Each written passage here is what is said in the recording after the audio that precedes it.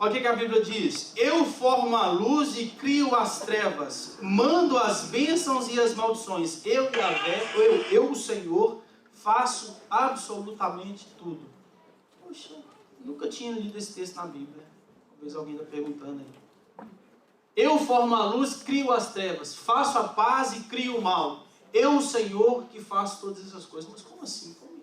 Será que Deus faz o mal também?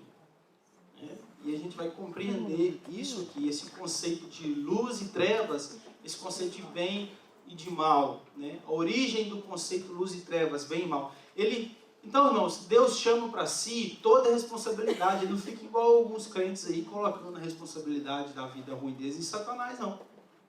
Deus chama a responsabilidade para si. Eu crio todas as coisas. O diabo, ele não é dono de nada. Nem do inferno ele tem a chave.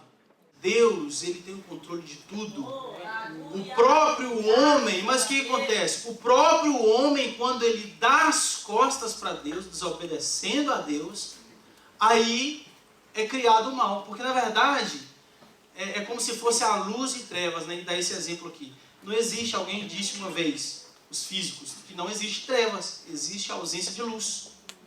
Então Deus, ele cria o bem, mas na ausência do bem, faz-se o mal. Então esse é o sentido de criação do mal.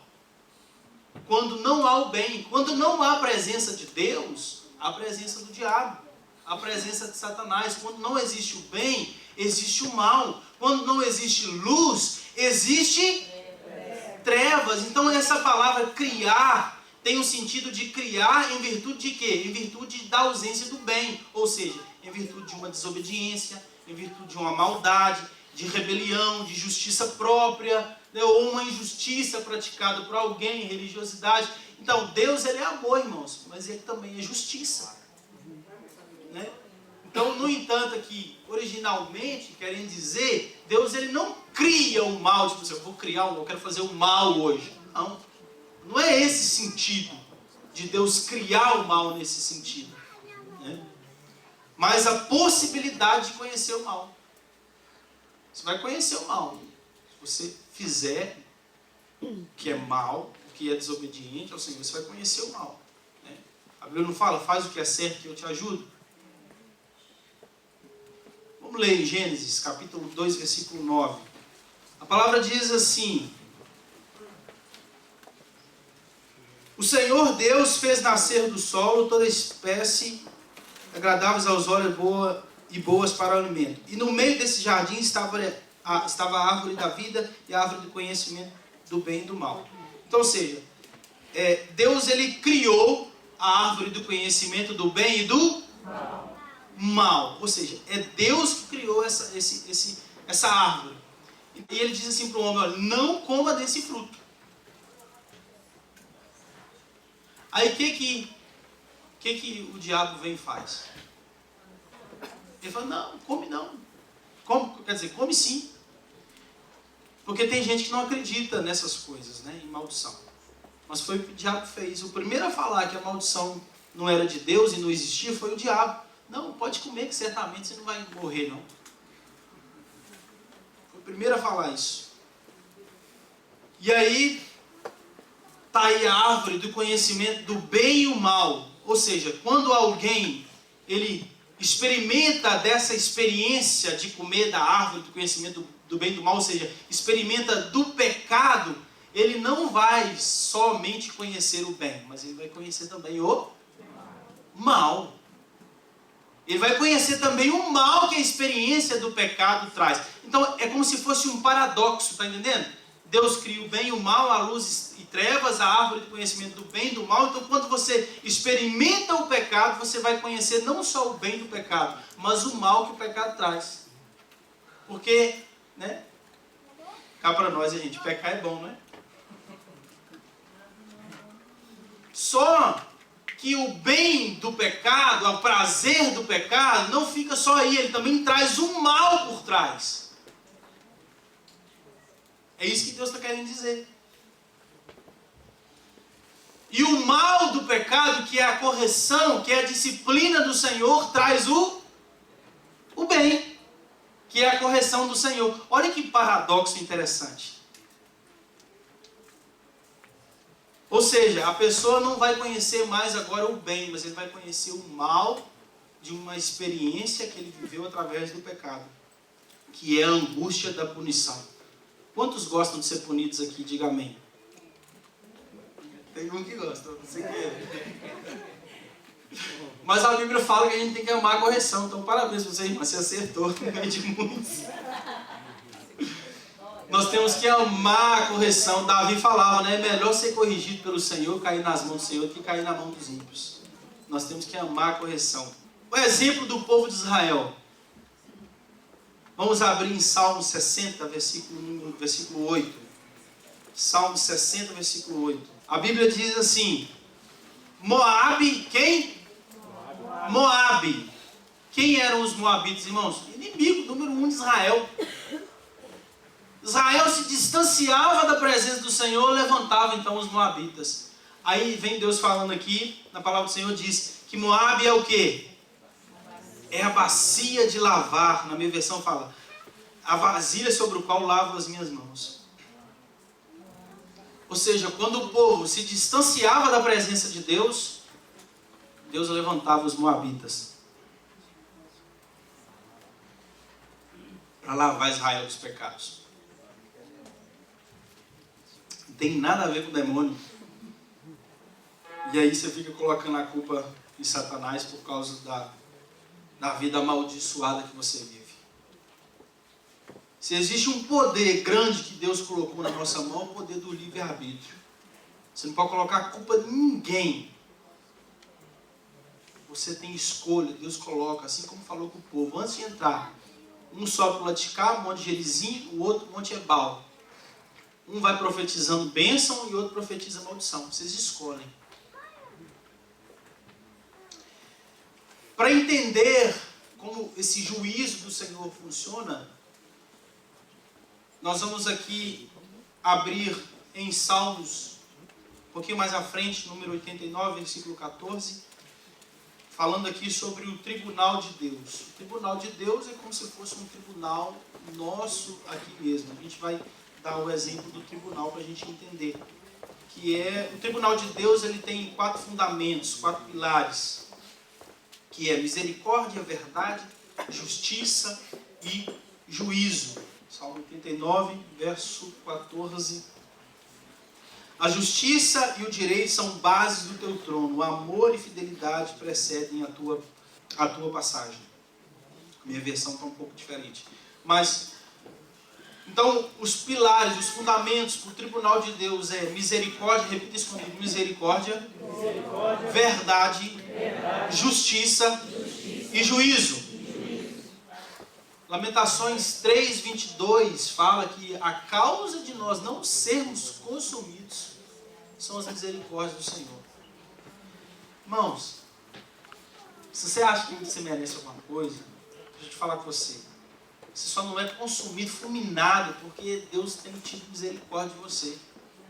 Porque se nós colhêssemos à medida que nós plantamos, nós já teríamos sido fulminados.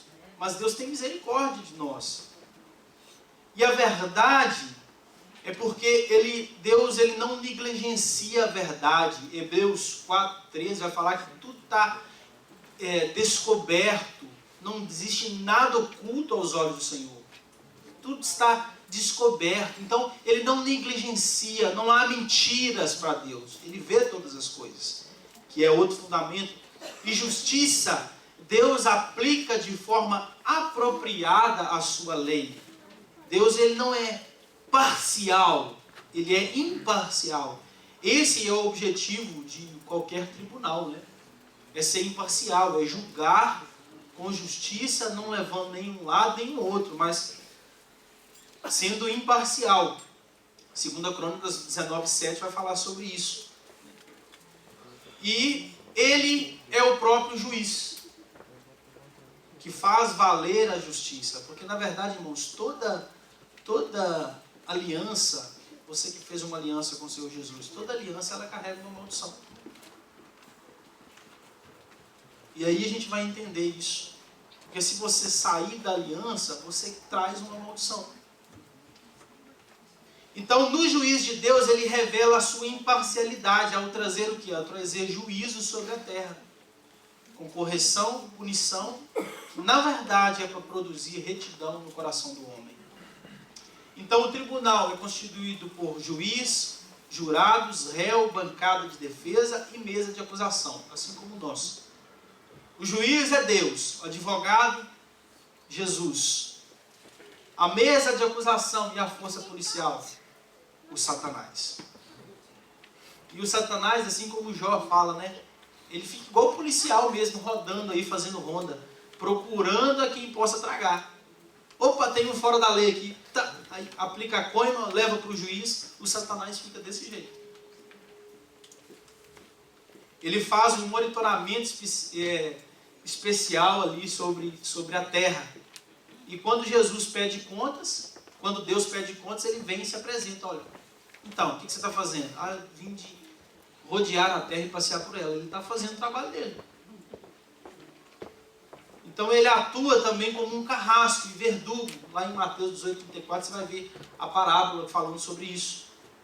Então só é acusado nesse tribunal quem não tem Jesus como seu advogado. Se tem um advogado bom, esse é Jesus Cristo. Amém. Graças a Deus que nós temos Jesus como nosso advogado. Só que ele tira a nossa culpa, não tira a consequência, tá, irmão? Vamos entender bem isso aí. Jesus tira a culpa, mas a consequência fica. Aí você tem que pagar um pouquinho por ela. E o sistema penitenciário, que são as maldições, e é o inferno também, que é como se fosse o sistema penitenciário. Então, para toda a bênção do Senhor funcionar, para a aliança de Deus funcionar, tem que existir tudo isso. Tem que existir o inferno, tem que existir o diabo, para produzir tudo isso no ser humano. Então, a conclusão, nessa primeira parte desse sermão, que são 3 partes, semana que vem a gente continua falando sobre isso. Como que eu saio da maldição, como que eu identifico. Às vezes a pessoa está lutando com o filho lá, tal, mas não sabe que, na verdade, o filho ou a rebelião do filho, ou o que seja, o que está vivendo em casa, pode ser a causa, a consequência de um conceito familiar ou de uma estrutura familiar que foi construído durante os anos. Então é importante você entender isso, porque senão você chega lá só fazendo uma oração para repreender a maldição, mas na verdade foi o próprio Deus que mandou a maldição para ver se você aprende e toma rumo. Você já imaginou você orar por uma oração de quebra de maldição, sendo que foi o próprio Deus que mandou a maldição para sua vida? Aí Deus está assim, meu filho, acho que você não entendeu ainda. Você não entendeu ainda o processo que eu estou te levando. Então é importante você entender isso para nós vivermos uma vida de bênção. Quem quer viver uma vida abençoada? Amém. E nós vamos entendendo isso. O ser humano, ele é intrinsecamente responsável. Deus, ele respeita a liberdade que ele te deu, a escolha de cada indivíduo. Só que o homem, além de ser um ser físico, moral, ele também é espiritual. E quando você quebra uma lei física, o que acontece? Você colocar a mão no fogo, o que acontece? Queima. Ah, não foi porque Deus estava nervoso com você, não? Não, né? Você colocou a mão no fogo. Ou seja, você não pode quebrar essa lei. Se você subir em cima do prédio e pular de cabeça para baixo, o que vai acontecer? Mas foi porque Deus não te ama? Porque você escolheu. Quebrou a lei da gravidade. Toda vez que você quebra uma lei, você passa agora a viver as consequências dessa lei. E na vida espiritual é a mesma coisa. Existem leis espirituais. Toda vez que você quebra uma lei espiritual, você vive as consequências da maldição. As consequências da quebra dessa lei espiritual. Não é porque Deus está nervoso, está irado com você. É porque você escolheu isso. Para nós terminarmos aqui essa primeira parte, eu queria fazer um clamor junto com a igreja. Primeira coisa, pedindo entendimento ao Senhor desse assunto, porque eu tenho certeza que a partir de então, nós vamos sair daqui munidos para trabalhar na nossa casa, na nossa família, na nossa vida. Nós vamos passar a viver a vida que o Senhor quer que nós vivamos, uma vida de bênção, uma vida maravilhosa. Coloque sobre os seus pés.